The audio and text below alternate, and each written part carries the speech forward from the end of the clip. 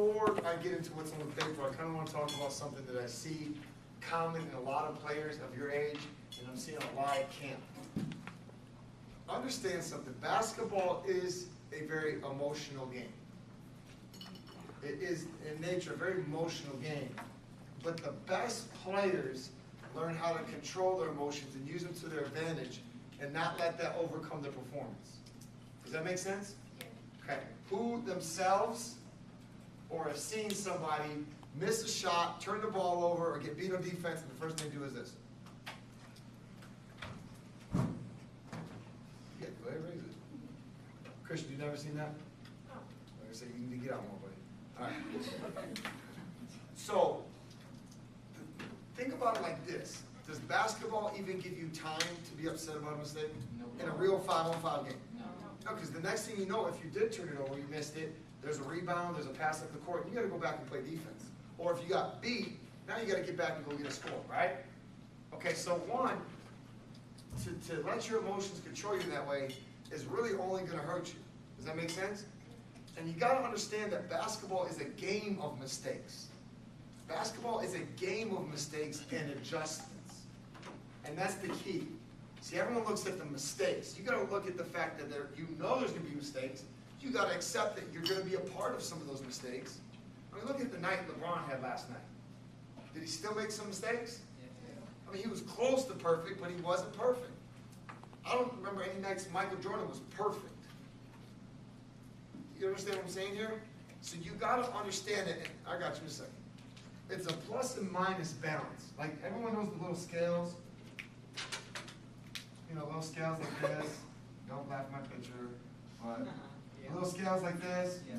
Okay? And if I put more in this one's going to go down and this one will go up, vice versa. Okay? You got to treat your game the same way, the plus and minus factor. Okay? Now, at the end of the game, you can't worry about if this thing's stacking up and let that stress you, because then you're just going to be focused on this. And you're going to be trying to play not to mess up. You're going to be playing not to miss. Not to miss. You're going to be playing not to turn the ball over. And then you're going to become passive. This game rewards the aggressive. I'm going to say that again. This game rewards the aggressive. That means not only physically do you need to be aggressive, mentally you need to be aggressive. You can't stress not one of these mistakes during a game.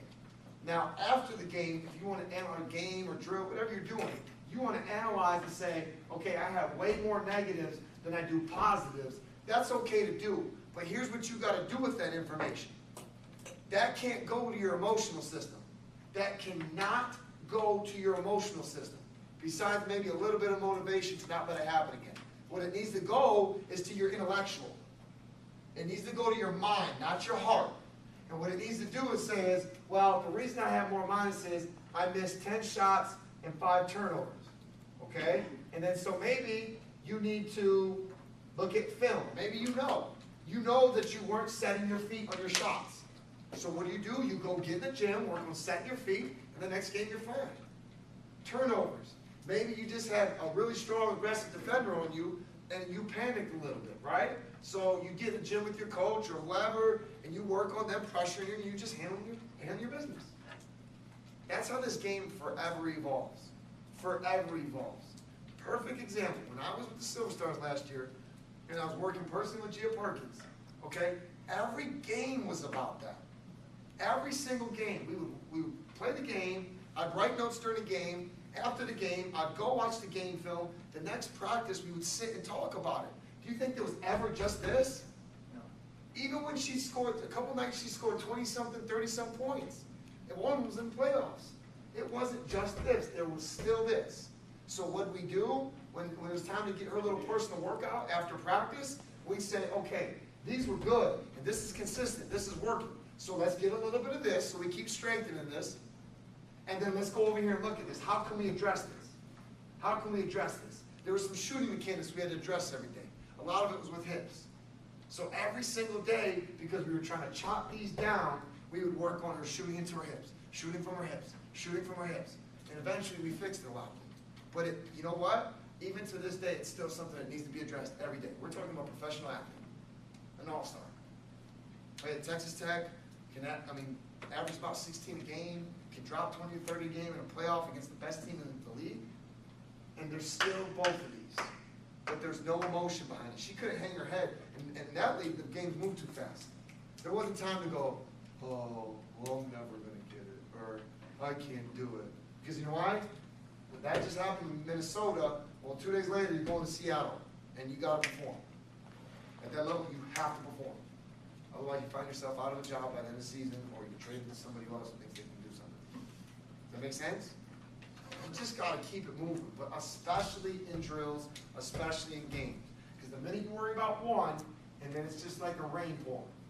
And then all of a sudden, this is a wildfire that you can't stop, and then you can't even start to think of this again, and then this just builds up, and then overall you're mad at yourself. You've got to control your emotions. I tell a lot, and Kelly, and those three right there, Hannah, Kelly, and Drake can tell you, we talk a lot about this. This is the level of our normal emotion every day, like right now, right? Just here in class and hanging out. This is when things go really bad and we kind of hang our head. And then sometimes things go good and we get a little above it up here, right? We get really excited sometimes. Like who's got done good? You got really excited, and then you actually mess some things up because you were too excited. Okay? That's where else emotion could hurt you in this game. So what you got to be at is, you know, that level where this is normal, but game days you kind of a little more amped up even before you step on the court. You got to stay there. You got to stay at this point. Now you may get up here a little bit, but then you control it, get yourself focused, and go back here. You may make the mistake and want to drop here, but you got to get yourself back up to that line. It takes work. It is a skill. It is something that you do on your daily grind every day.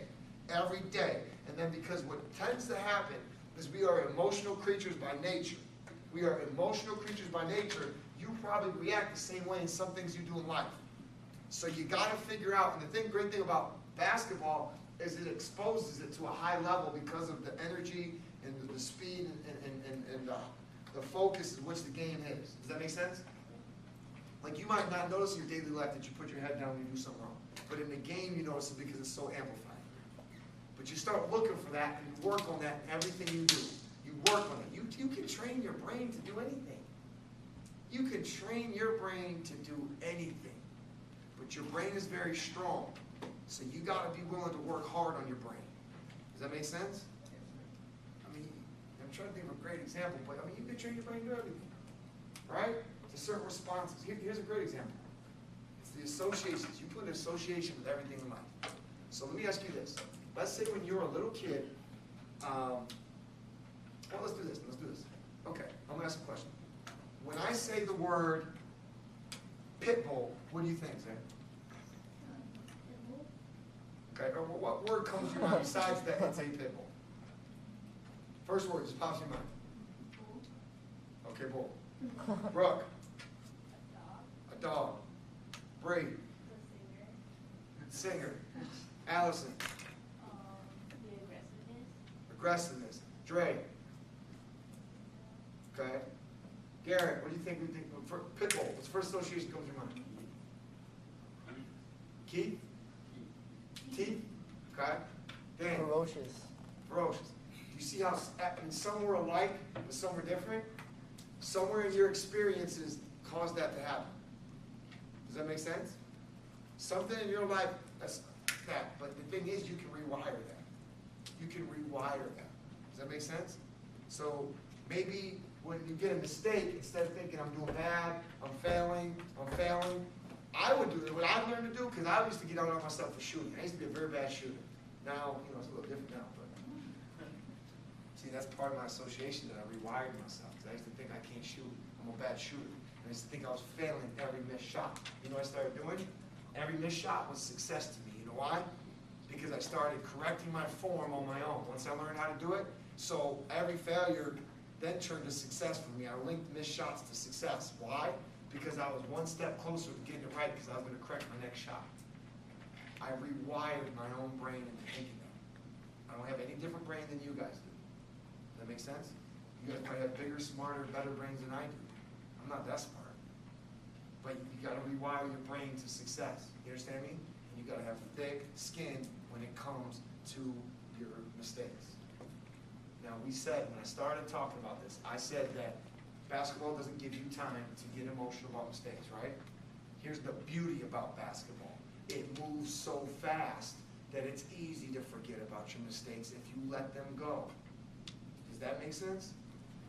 It's easy because look, you mess up down here, and now you're already doing something down here. You already forgot about it, right?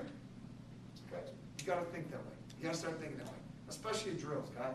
You're not playing for any championship. The scoreboard's only on to keep time. They're not keeping score. You may be personally keeping score. There's nothing wrong with that. But when you're doing drills and we're practicing one-on-one, two-on-two in camp, well, then that's just to prepare you for when you go to your game. So you want to mess up because you want to figure out if you keep going to your right and the ball keeps getting turned over, now you can do it with mass repetitions and not have the consequence of having to be sit down or your team losing the game. So you got to go and dig in and find your mistakes in camp. You got to go dig in and find your mistakes in practice so that you get them fixed out and ironed out and you're ready for game. You're not trying to figure it out in the game where there's a whole bunch more pressure. Does that make sense? Okay. So, I hope you really take that to heart and really move with that as we keep going through camp. Yes?